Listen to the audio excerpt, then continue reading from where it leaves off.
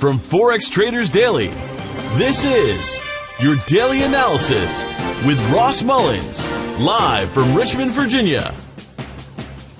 Hello everyone, this is today's video analysis for June 23rd, 2016. Today we will trade with caution due to the high potential of volatility because of the Brexit referendum.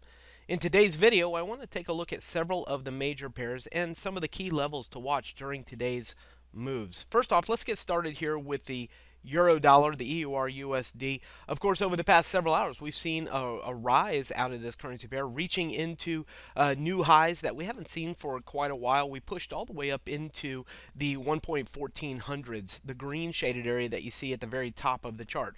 This isn't a new level for the euro. We've seen it as resistance before. If I take this little black box and put it right here, so all three of the colored boxes that you see, the blue box on the left, the red box in the middle, the black box on the right, all three of these periods, we saw resistance between 114, 114.30 or so. And today, no different. So if we're going to see the continued rise, if the euro dollar is going to continue to go up, even on today's significant volatility, it's going to need to break through that 114.30 level. If it can get through 114.30, it's a very good possibility we're back into the 11500 level, and of course above there we could see even a continued rise into the 116s because we've seen it before. I'm just going to be very cautious about going long and buying this currency pair. Now I know today's been pretty bullish for the euro dollar, but I want to be cautious about buying at the top of a move. You know, buy low, sell high. It doesn't ever make sense risk reward wise to buy at the very top until we see the breakout. Let's go ahead and zoom it in one more time. And as you can see, back here resistance, here resistance, here resistance. It's really only once we see the breakout, the significant open and close above this green zone, do I expect we'll see the continued move towards the pink shaded area. As long as it doesn't do that, this is acting as resistance, and we don't want to buy under resistance. It never makes sense to buy underneath resistance. If you're going to even consider buying the euro dollar today, one of two things needs to happen. It needs to dip back down to support, which would be the blue shaded area, 113.75 to 50, or breaks above the green shaded area. So one of those two things needs to happen before you would go long.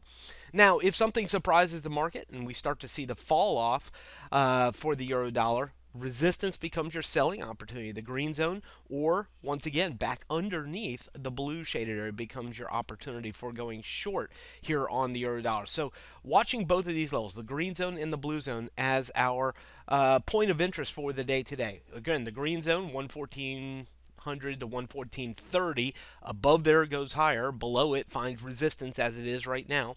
The blue zone 113.75, 113.55. Above it has support to go back up again. Below it begins the next fall back lower again.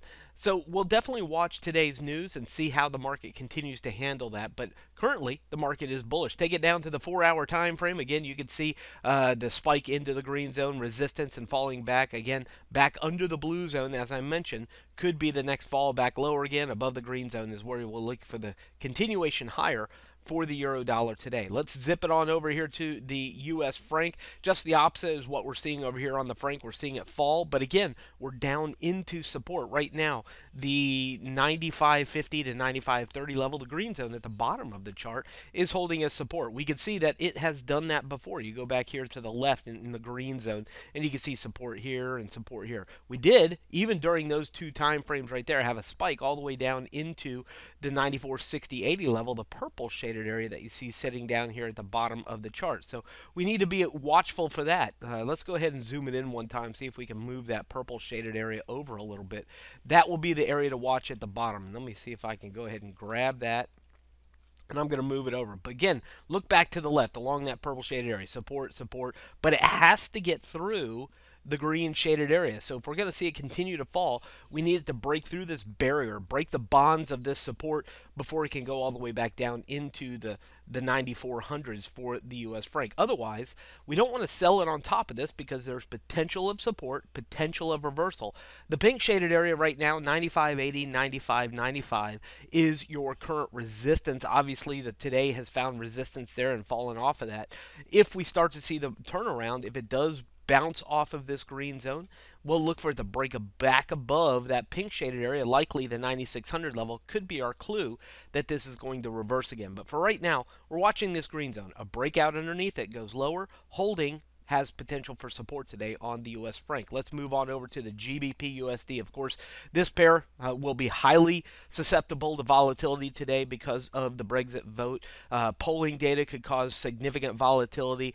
Currently, the last that I saw, the last votes or polling data that I saw was leaning towards the stay side, which of course gives some upside expectation here for this currency pair.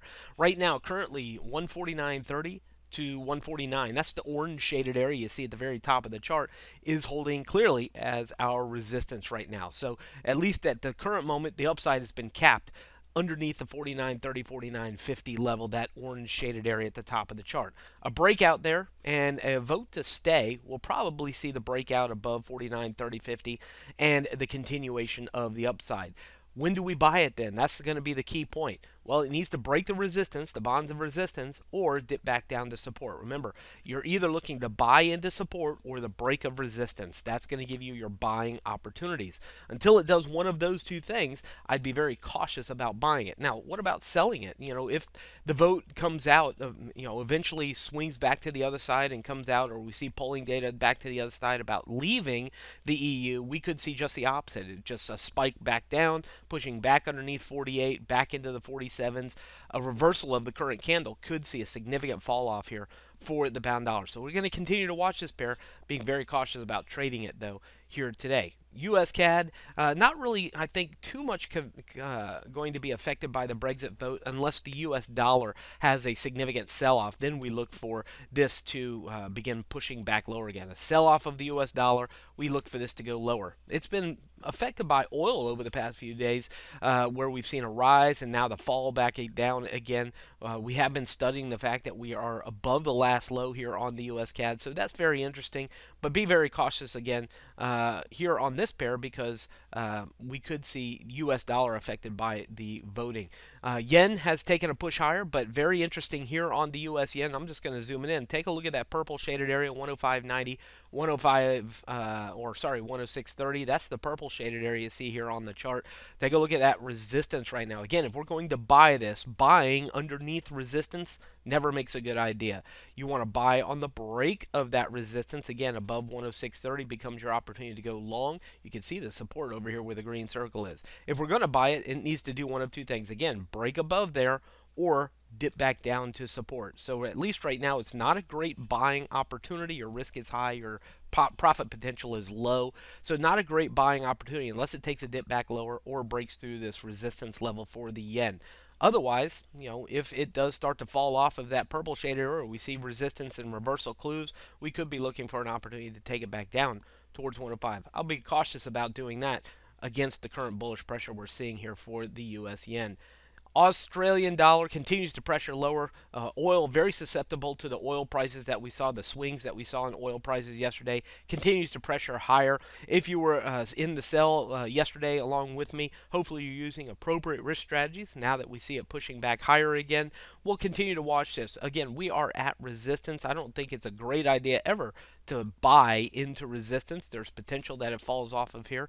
Only the break above resistance, which at this point would be right around 75.70, would give us an opportunity to go higher, or again the dip back down into support. So at least at this point, not a great buy at the very top of the trend. Could be a point of reversal. We'll have to wait and see. Break of there, looks for it to go higher, but dip back to the orange zone becomes a support. Break of the orange zone, which is 75 down to 74.75, we look for it to head on back down towards the blue zone. So reversal is underneath the orange zone. Continuation above the orange zone, above the pink zone, continues to pressure higher. And lastly, over here to the New Zealand dollar, continues to pressure higher again. We see it pushing through our recent resistance area, the blue shaded area, push right through it. That is 71.60 down to 71.25. If we're going to buy, again, I think it always makes better sense to buy on a dip into support. This area right here, right around where this line is, in fact, I'll probably just go ahead and put a double line there. Let's draw in a shaded zone right into this area. This is acting as our resistance at the top, the green shaded area at the top.